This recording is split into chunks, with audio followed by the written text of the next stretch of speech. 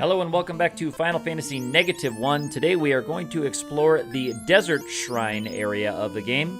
Yes, the old desert where you raise the airship in the vanilla version now has a new dungeon for us to explore, and there it is right there. And it has the same music and, of course, what looks like the same tile set of the main part of the dungeon as the Sky Palace. So my guess is that the designer of this patch just used the tile set for the Sky Palace to design this and just changed some of the things in the background.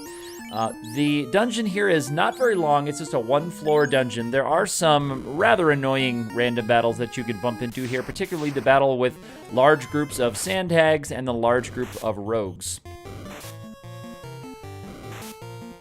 So the sandhags and the rogues both have a pretty high back attack rate, so we will see those pop up fairly often with these groups, but that of course means that they can be escaped from, so I'm not going to be wasting a lot of time grinding on battles like this. I'm going to try to get to the end. I am not sure what to expect at the end of this short dungeon in terms of a boss type enemy. It's a little bit kind of like the Sky Palace of a visual maze.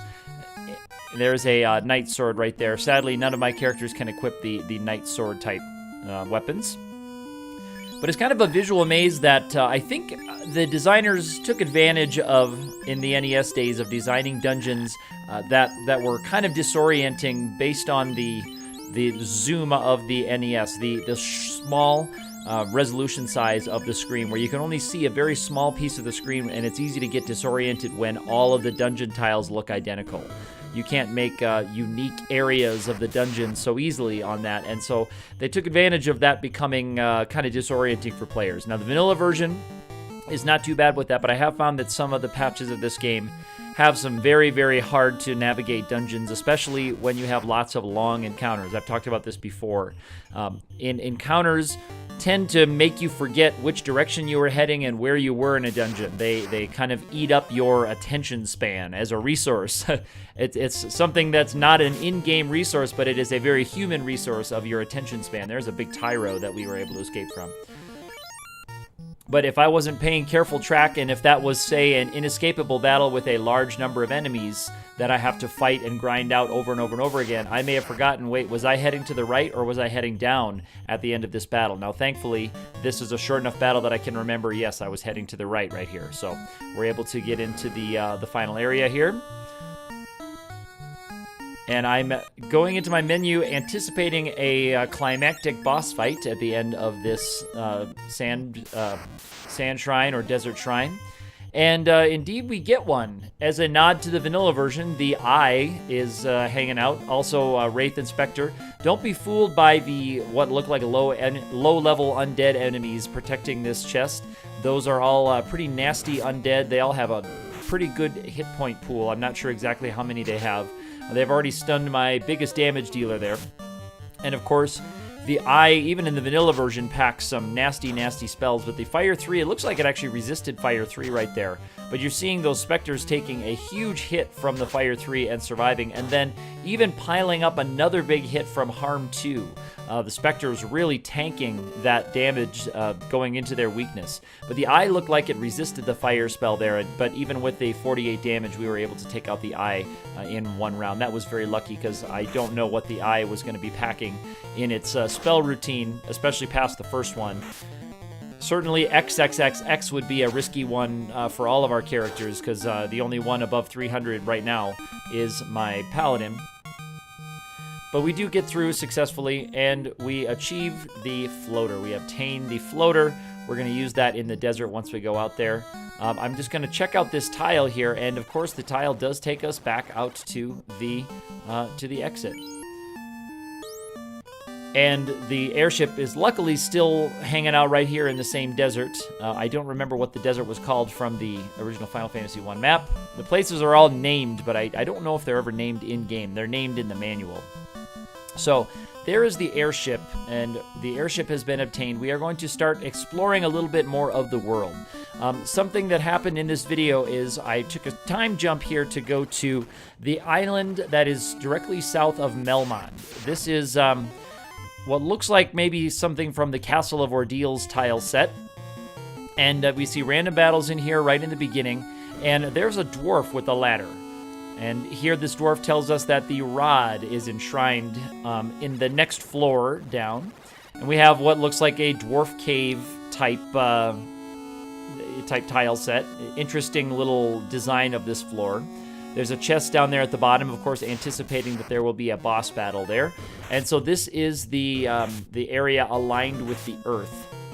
As we're running from these rogues, I did go back and check on the secret area at the back of the Temple of Fiends, and the icons, at least as I checked before I came down here to this island, had not changed. So the treasure chest was still empty that had the TNT in it, but the other rocks and fire and water and air, they all were still icons, and they were not.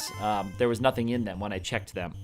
So here we have basically a step up of the battle that it took us to get the airship. We have 2 eyes and multiple Wraiths and Spectres here as well. So we're going to try to spread that damage out. The best I can really do here is Fire 3 to try to spread that damage a little bit between the eyes. Now, the eyes are not hit by the Harm 2. They don't have that undead trait.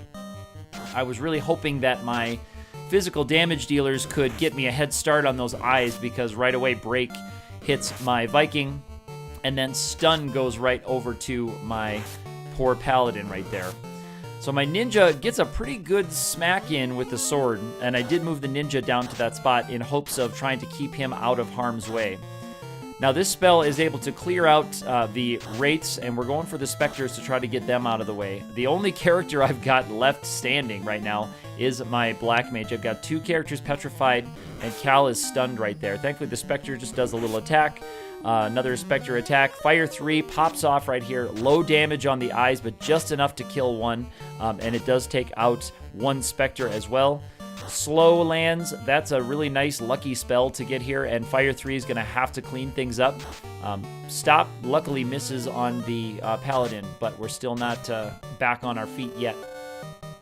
It's just a Black Mage and a slightly weakened eye, and I'm just looking to see what can I do. What's going to be a high-level single-targeting spell that I can use?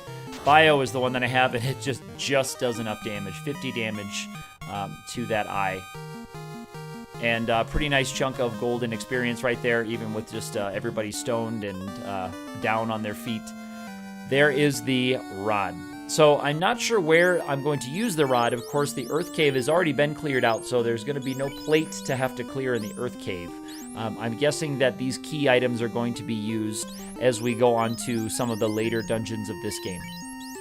In this video, we are going to be collecting the rod and then also the next of these 4 items. This video does not have us collect the final 2 items because those bosses were a little bit harder than what my level 17 characters were able to handle.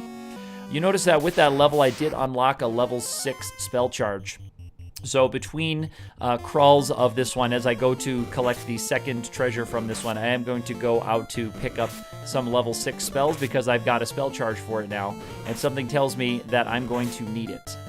Here is another character turned to stone by the cockatrice, and luckily I've got enough soft potions to get us safely back to the ladder. I did check the chair right there, and if you're wondering why, that's a reference to the chair in the Castle of Ordeals, which is your warp tile back. We're going too fast here for me to keep up with commentary. Down here is the loot, and all of those blue water tiles are actually warp tiles that will take you back to the main room there. So you notice I'm not using the dash feature because if you walk into any of those water tiles, they warp you back to the opening part. There was also a time jump there that I'm sure you've noticed where I cut out a recovery trip where I went out to get rested up and get a level 6 spell charge and fill up my items. So I just cut immediately to where we came back to the island shrine here. So I'm picking my way very carefully among all of these blue areas. Sadly, the controller that I use to play on my computer doesn't have the most accurate D-pad. Sometimes its inputs get registered incorrectly, so I had some very maddening attempts going down here. And this was, by the way, not the first attempt at this floor. The boss down here sometimes got some pretty nasty hits off. It is a Morble with red Caribs. Now, sometimes you can get 1 to 2 Morbles in this particular fight. So if there were 2 Morbles, I pretty much had 0 chance of doing anything in the battle. because just 2 of them was way too much to handle. Bolt 3 is helping out with the Karib type enemies, but we're really trying to dump the damage into the Morbol. The Morbol looks like he has some evasion because my Viking should be getting more hits, and also looks like it has pretty good defense because you can see a 3 hits for 3 damage hit from my Paladin. The Black Mage is able to get some damage through with Bolt 3. Or I guess I did, at this point I didn't go to get that level 6 charge. I apologize, I misspoke there.